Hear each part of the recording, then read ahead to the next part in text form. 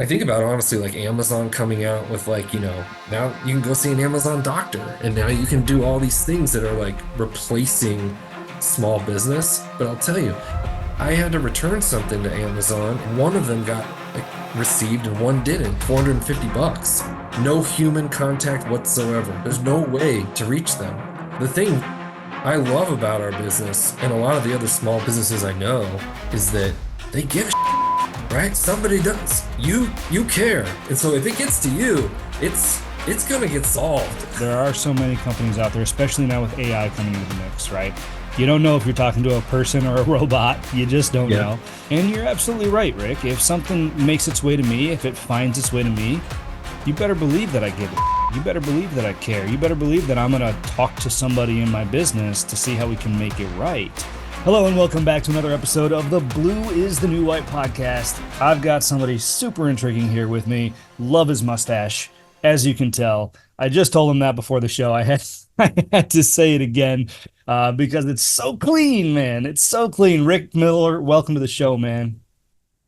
Thank you. Happy to be here. Yeah.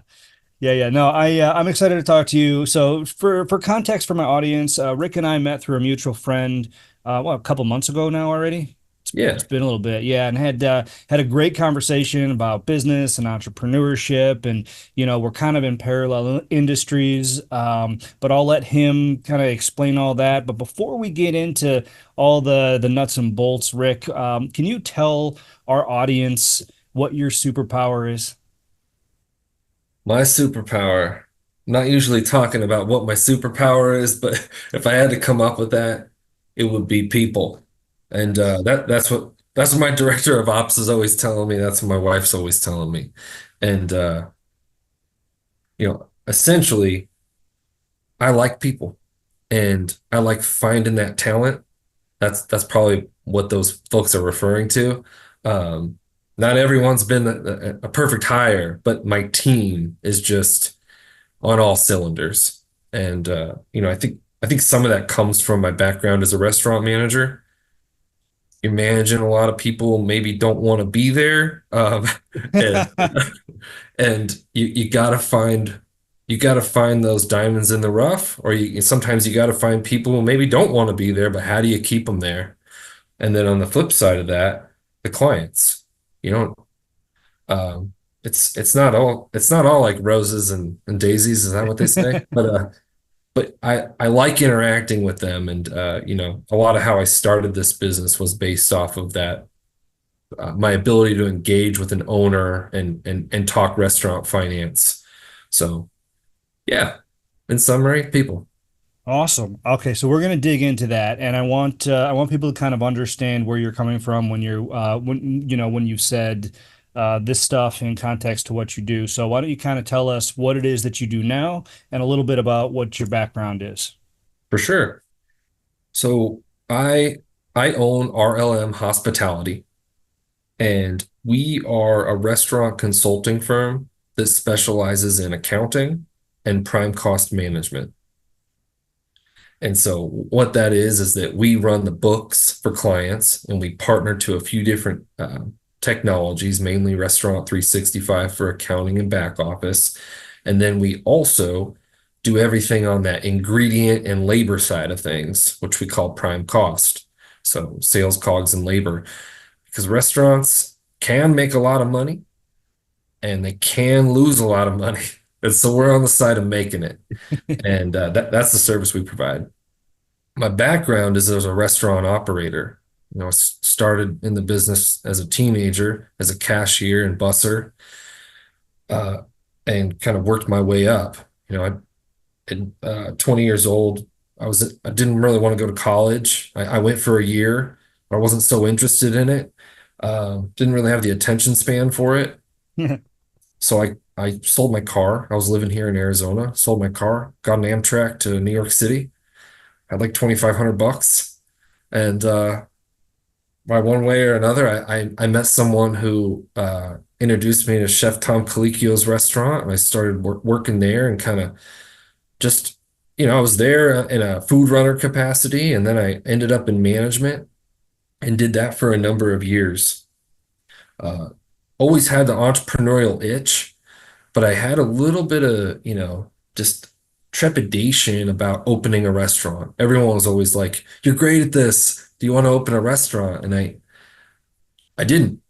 I love the business. I don't know if it chose me or I chose it. I love it, but it wasn't exactly what I wanted to do. And then I'd been in it long enough, and you work your ASS off in it, and at one point I was like, how do I get this entrepreneurial thing going and leverage my expertise? And I ended up looking into a job at Restaurant 365, kind of took a salary cut just like I did when I went from, a server bartender to a manager in restaurants. You're always taking a salary cut. I did that, learned the software. It was it was kind of challenging to kind of go from moving around on my feet all the time to learning, you know, Excel and imports and some stuff around software. But a light bulb went off when I was there. And I was implementing the inventory module in Restaurant 365. That was my job there. And the light bulb went off because I could talk to the owners implementing it, or the director of ops, or the CFOs very easily. And I could really break down a financial statement. And, whereas a lot of people get lost in it, it's very easy to get lost in it and not understand it. And so I saw this opportunity, and, fast forward a couple years and we're here.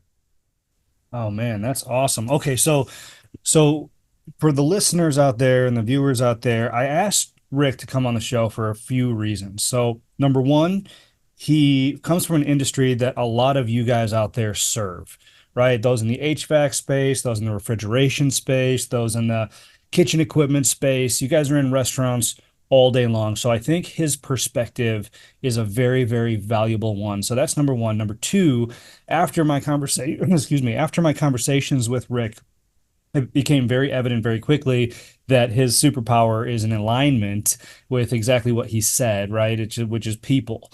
And I think that through entrepreneurship, through building business, if you're looking to start your own business, if you're already in business and you're looking to try to figure out how to grow, he's got a lot of insight that I'm going to try to pull out of him today the best that I can.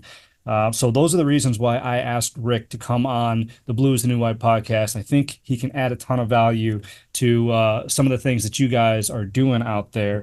So first and foremost, Rick, this is a no holds bar podcast. I should have told you that ahead of time. So feel free to use any kind of language that you want that you're Okay. comfortable putting out into the world, right? That's what I tell everybody. Just be 100% authentically you, and I think that's where we can get the most value from you. So I should have said that before the episode. I didn't, but you know now. So it is all by your comfort level, though. Gotcha.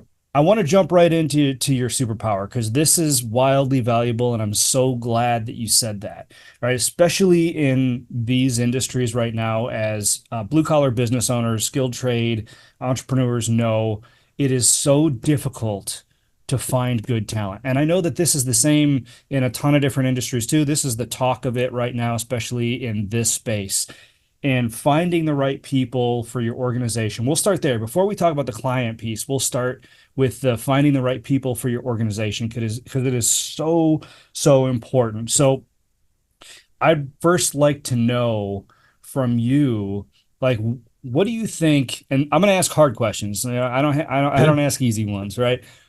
What is it that you look for? All right, when you're looking for people for your organization, and take out like the hard skills, the technical skills necessary for the position. What do you look for in the individual, no matter what position you're hiring for? That's a good question. So, yeah, my mom runs a plumbing company up in Flagstaff. And Okay. so she has some staffing things, and she's always asking me about this. And, I told her the other day, I said, I got to make sure these people will laugh. I got to make sure, if I'm in an interview, I got to see, am I able to provoke a smile? I know this is kind of maybe not normal, but if I'm not able to get that at all, I'm not have that cultural fit with them.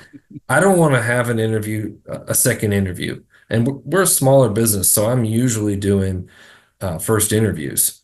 And so, I don't want to bog down my operations team with that. So I'm looking for that. And if I don't get it, I'll ask them, what do you watch on Netflix? What kind of comedies do you like? That when you get a little more deeper into the job, I want to find people who can work autonomously. We're a remote-based company, but even if you're managing skills trades,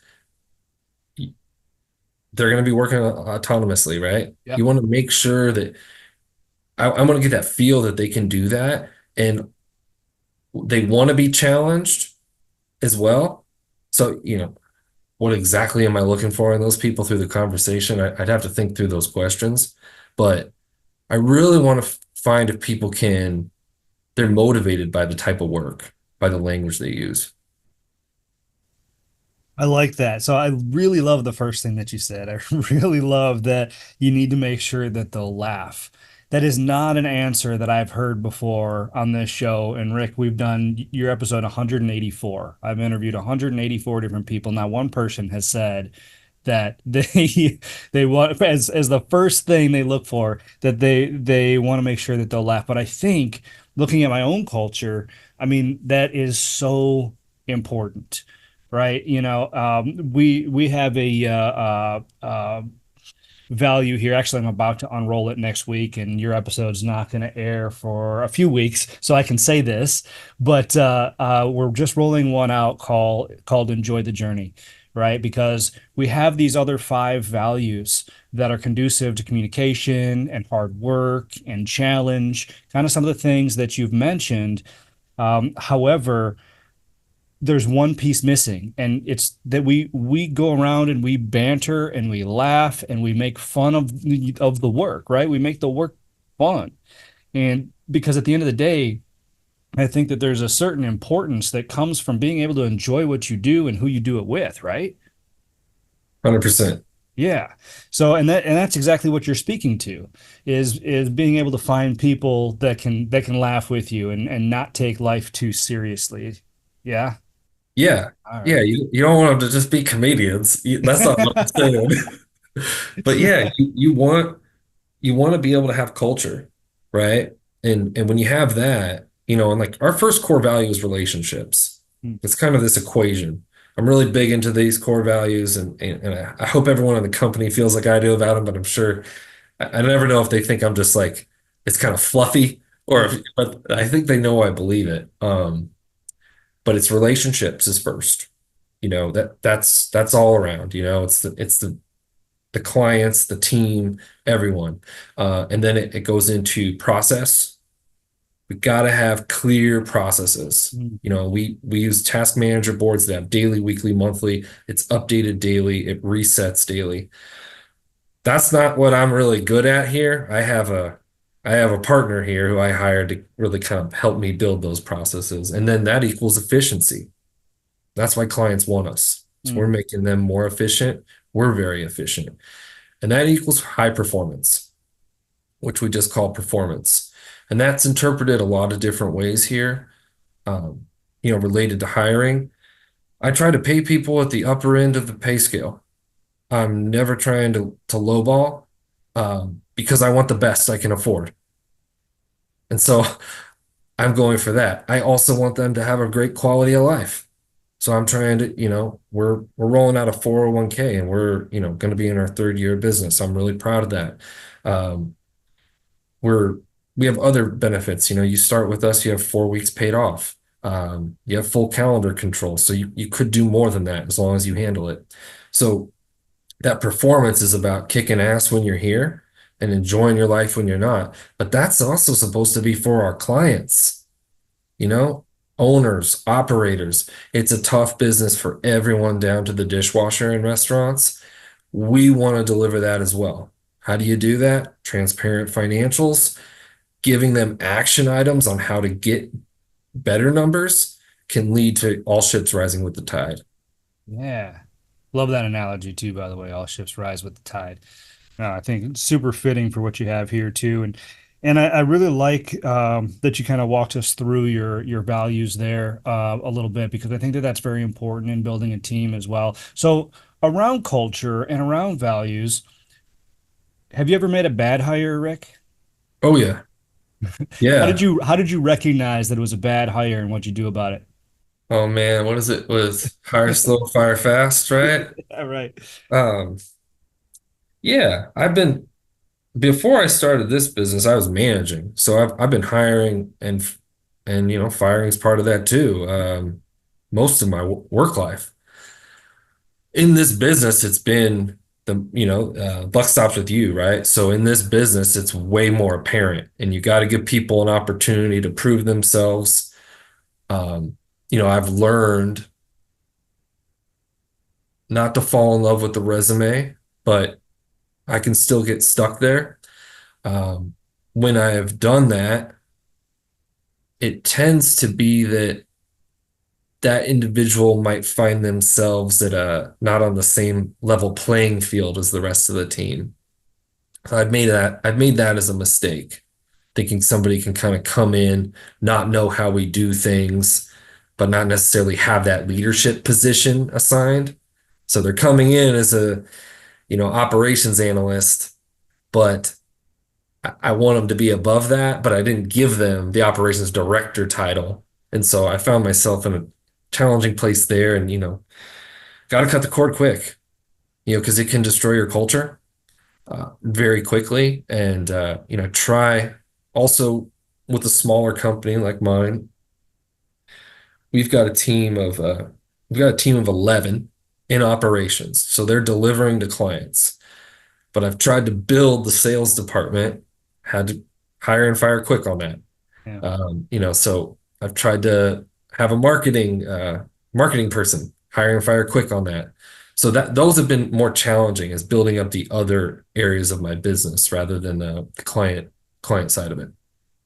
No, that's great. How long do you give someone usually before you cut ties? I mean, we've all heard that term, right? Hire slow, fire fast, but it could be so subjective to some people, especially people new in business that maybe have never hired or fired anyone. So, is it like a 60 day, 90 day, 2 day? Is it what is it? Yeah, 60 days would be the minimum, Okay. right? If I mean, I guess you talk to me in 5 years from now, it could be 2 days, right? But we, I spend a good amount of time in the interview process. I've been told more than once that my interview process, probably because I'm seeing if people will laugh, is not standard. Yeah. I'm really trying to make a connection, maybe get people to strike out on language because I've made that connection a little bit, but see if they'll kind of reveal something I don't want to hear. So I feel like my interview process, and then I have the team do it. I'll have two people on the team speak to them to see if it's a good cultural fit. And I want to get alignment between all of those three people. And when we do that, we still can make mistakes. Course. Now that is cool though. I like that approach, having other people on the team speak to them too. What better way to create cultural alignment than to have those people that are already ingrained in your culture participate in that hire? Yeah. Hmm, that's cool. All right, cool. So let's shift it then to clients. You said that you kind of loop this into you liking people, right? With finding talent, but then also interacting with the clients and understanding what they need and really trying to make what you do kind of cohesive with what they do. So you want to speak on that a little bit? How do you interact with the clients and how does that make them feel comfortable? I am responsible as a member on the team, like an employee on the team, I'm responsible for sales. All right. So every client coming in and I'm usually selling to owners or CFOs or maybe like a director of ops role. And so I love being in that role and I'd love to scale to a point where I'm not in it, but I love being in that role shaping the company. I can really set expectations and I've learned that I didn't do that initially as well as I'm trying now, Yeah. but I'm shaping the relationship as it's handed off. Um, and what I do is, I'm involved with the sales process, and then we have, we're small, but we still have an onboarding team. So we kick it off with the client. I'm involved with that onboarding process just in the beginning. And then all the owners have my phone number, and I'm touching base with them, at least every quarter, if not every month. It's more often in the beginning and then quarterly after that. Um, and so at a high level, I'm maintaining those relationships. And then I'm hopping into client calls here and there, not too much, but I do hop in there just to maintain good client contact. Yeah. There's a little bit of that. You read the business books and you want to scale, and so you got to figure out how to run your business without you in it. But then you also like being there. And then once you figure out one angle, because I used to do the operations, I was the analyst, right? Yeah. Then I got out of that. So I want to figure out how to pull out of some of these positions. And I can see, I haven't mapped it out yet, but I can see the steps I need to take. But at the same time, um, there are just challenges to Oh, that. absolutely. There's definitely challenges to that. And I think the challenge is, and everybody listening, especially if they're new to business and they read those business books that you're talking about, which I can bet that almost 90% of them probably do, right? There's this whole thing, this whole narrative. It's in every book you read, it's in every time you scroll social media, and it's, are you working on your business or in your business?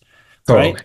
And this is that, well, it almost seems like it's making us believe we should only be working on our business and never in our business.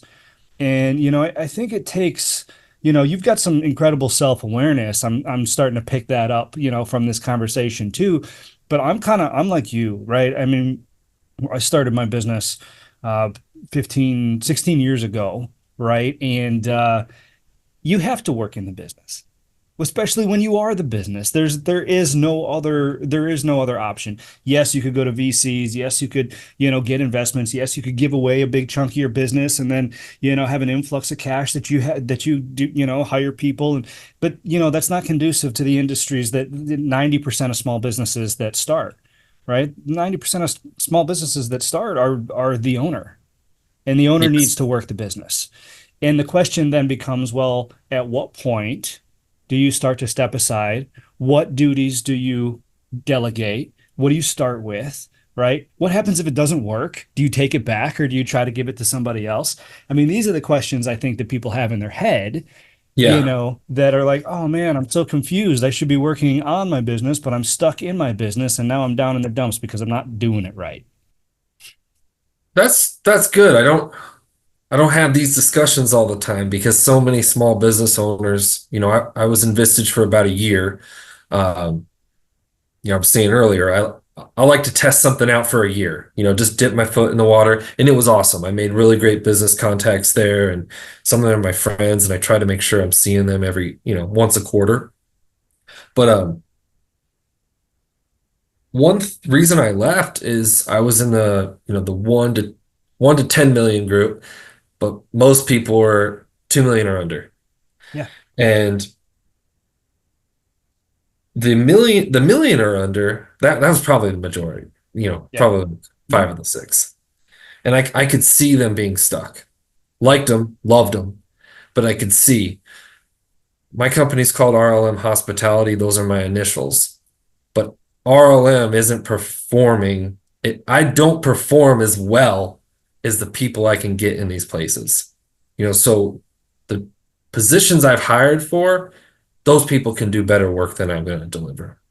And I saw that in Vistage, a lot of people didn't have that. They were the magic factor in their company. Yeah. And that's awesome too. They had million-dollar businesses, and that was awesome. For me, I'm looking to build this network of really talented people because I'm only talented at a couple things. Yeah. It's same with them. So yeah. But I like what you're saying there because you got to be in your business. It's it's like what makes me tick. It's part of it. I love Of course. family and all that too. But it's like I get up in the morning and I'm pumped about it. Yeah. So that's where I want to be. And the whole I know some people have been on the software or technology manufacturing side, and they're raising money. They're so caught up in this raising money and all that. And I think, I have some bank loans, but you don't want to, I don't really want to be in that world where I've got to, not yet. I don't want to be reporting to other people. You That's why know, you have a business to begin with, yeah, right? I mean, you've got clients, you've got your team. That Yeah. that's reporting, but yeah, I don't want to have these pressures on how I run my business. Yeah. Uh, I want that to be more open and collaborative because I think it'll be better. And let's be honest too, and I'm sure you could probably relate to this. I'm going to relate it to like a service technician, right? A service technician is really good at what he does, fixing equipment, HVAC, refrigeration, whatever it is. He is so good. He's always helping everybody else. And he says, I'm going to go start my own business. And he does. And he goes and he starts his own business. And his entire life he's been learning how to fix equipment. He hasn't learned a single thing about running a business, right? But here he is, talented enough to run a business. Now I think that there's a learning period in there where you start your business, you have to learn how to run the business and be an entrepreneur while also running the business. And in order to run the business, you've got to lean on the talents that made you create it to begin with. There's nobody else in the world that can do that. So I just want to kind of paint that picture for my audience, so they don't feel like they're doing something wrong if they're working in their business. Yeah, Sure, maybe 5, 10, 50. Listen, I've been in my business for 16 years now, and it took me probably 13 years before I could successfully kind of remove myself from, all the day-to-days. And I still got my finger in all the pots. I mean, I walk through the office like, hey, what are you doing? Hey, what is that? What is that? I don't recognize that. yeah, But this is just it is how it is. So, I try to deter people from thinking that there's a right or wrong way to do it. If the business is growing, if you're succeeding, keep going, keep learning, keep growing, keep doing those things, and the rest, the rest will fall into place as long as you keep learning and growing, right? That's the key. agreed. Yeah, So, all right, so a couple other things I want to touch on. Real quick, you had said something. You said you tested Vistage for a year, and you said you tested things. You like to test things, to see how they land with you, that kind of stuff. I want to talk a little bit about the value of that, especially in an entrepreneurial mind, right? It's, you know, what have you found about yourself, right? Speaking of self-awareness, I mentioned that sure. earlier. What have you found about yourself with stuff like that? Like the value of testing something, whether it be for a month or 6 months or a year, and is that common practice for you in other areas of learning, of business, personal life? Yeah, try not to do that with family and relationships. Sure. Don't do that. But yeah. Um, so Good point. I hope you guys are listening out yeah, yeah, yeah. there. I've always been like that. A couple years ago when I started the business, somebody recommended Miracle Morning for Entrepreneurs. So I did that for a year. It's a great book. Awesome. I read that book. It's a book, right? Yeah, Yeah. it's great. It's like an acronym where you can do a little meditation, you do exercise, you read a book or listen to a book, you write, and you do one other thing every day. I did like 4 out of the 6, but I did it for a year, and I did it really well for 3 months, and then kind of tapered Yeah. down.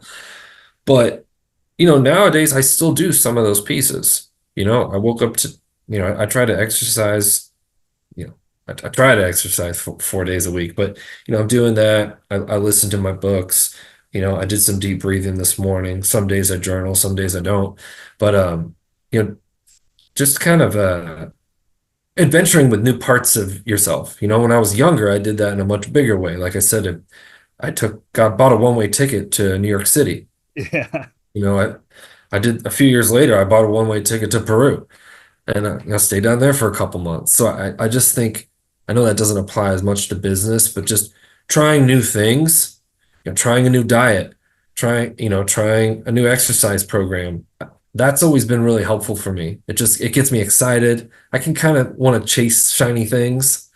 And so I feel like that's a form of doing it in a healthy way. Yeah, I love that, man. I really like that you put it that way because as entrepreneurs, I think that that's kind of a common trait. We all tend to chase some shiny things every once Yeah. in a while.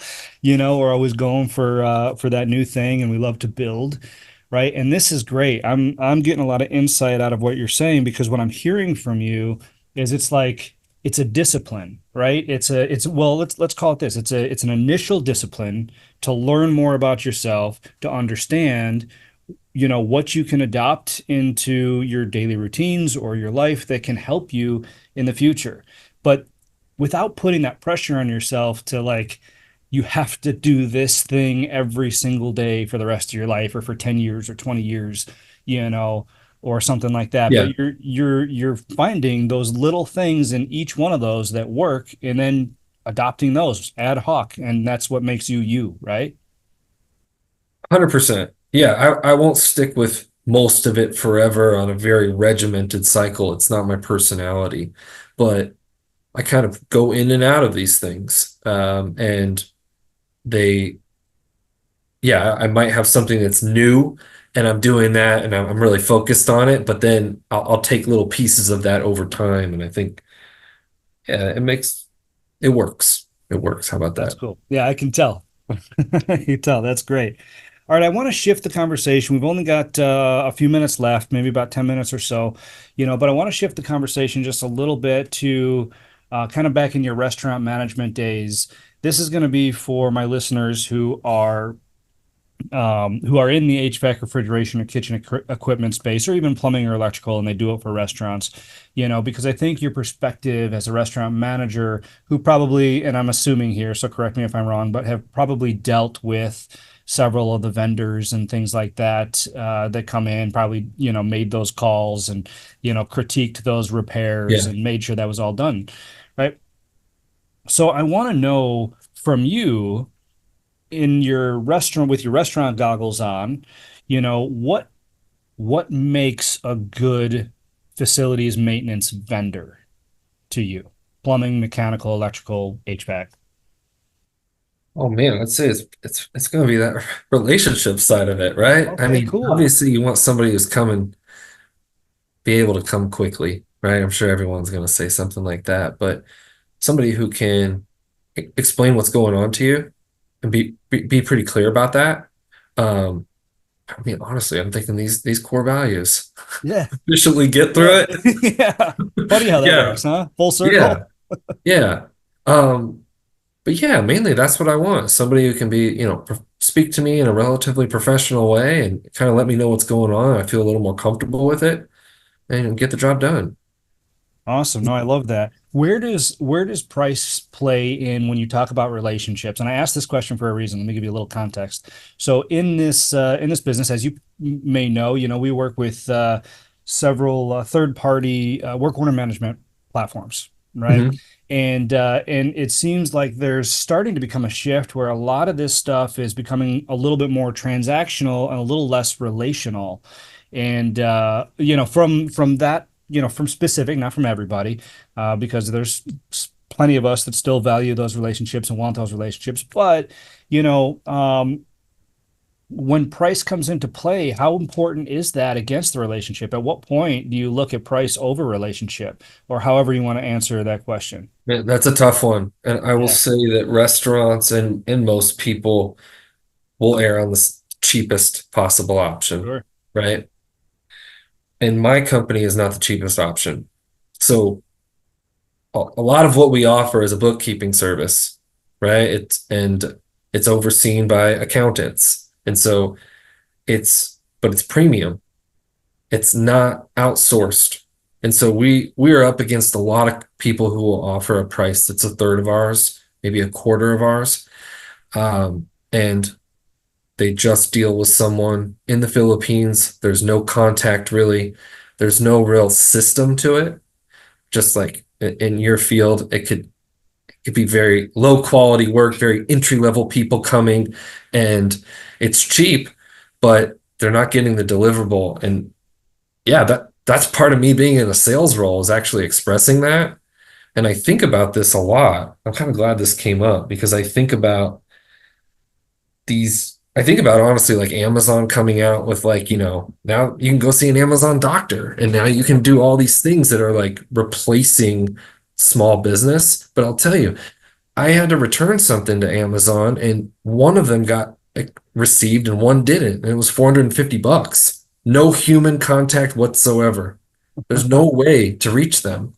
Yeah. And the thing I love about our business and a lot of the other small businesses I know is that they give a shit, Yeah. right? Somebody does. You care. And so if it gets to you, it's gonna get solved.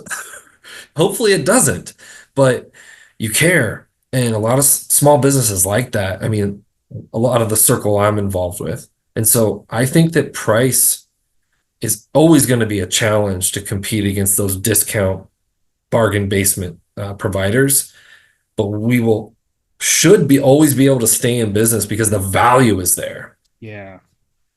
I really love the way that you put that. I think that resonates and it's clear and it's succinct, just like your processes. No, that is that's that makes a lot of sense because you're right. There are so many companies out there, especially now with AI coming into the mix, right? You don't know if you're talking to a person or a robot. You just don't Yeah. know, and you're absolutely right, Rick. If something makes its way to me, if it finds its way to me, you better believe that I give a shit. You better believe that I care. You better believe that I'm gonna talk to somebody in my business to see how we can make it right, you Yeah. know, and you won't get that from everybody. So that's a really good point. I appreciate your insight into that. All right, let's see. So on a side note, what do you see? Well, let me think how I want to ask this question.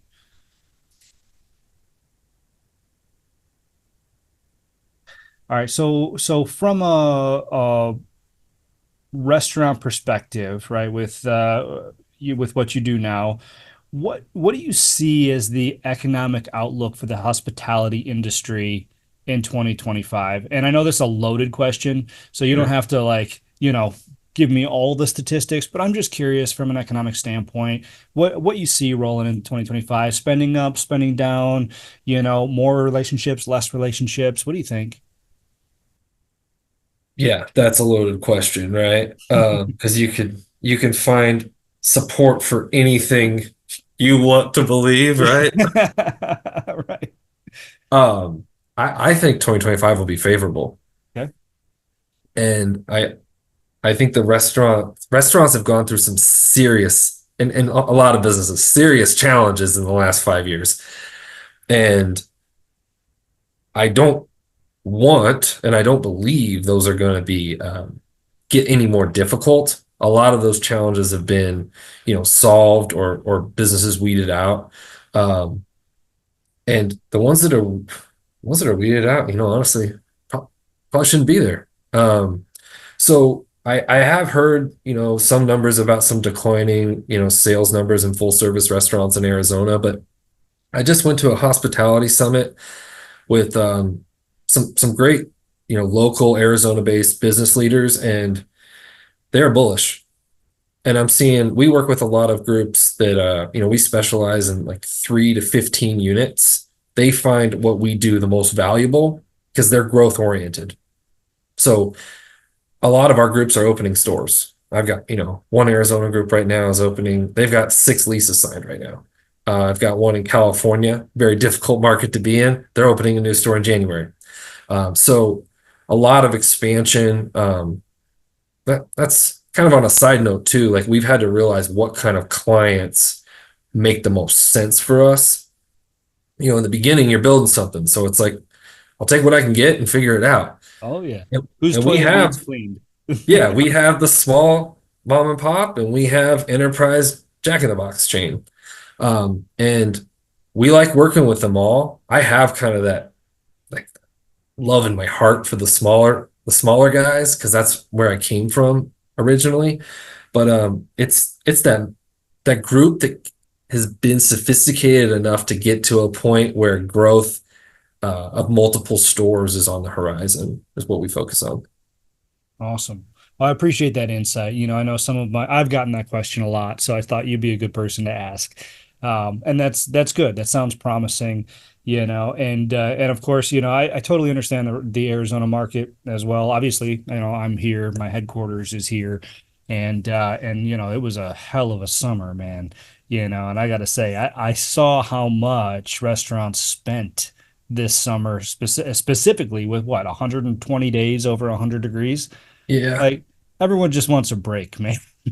Let's just, let's just cool it. But I tend to agree with you. I think 2025, is going to be good, but I feel a little more comfortable hearing that from you. But don't worry, I won't quote you on it.